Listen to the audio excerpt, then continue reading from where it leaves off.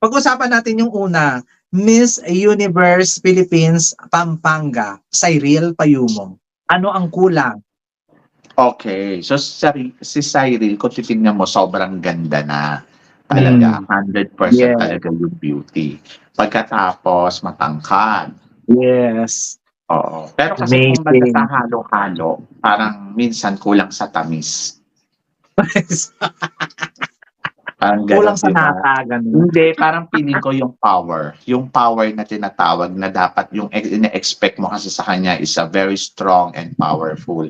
Dahil iba siguro yung mindset ng kung paano siya lalaban dito, iba yung ipinapakita. So, parang nakukulangan ka sa mga eksena dahil siguro sa taas din na expectation mo dahil Miss Universe yung nilalabanan niya. Kung binibining Pilipinas to, wala kang question eh. Pero kasi Miss Universe,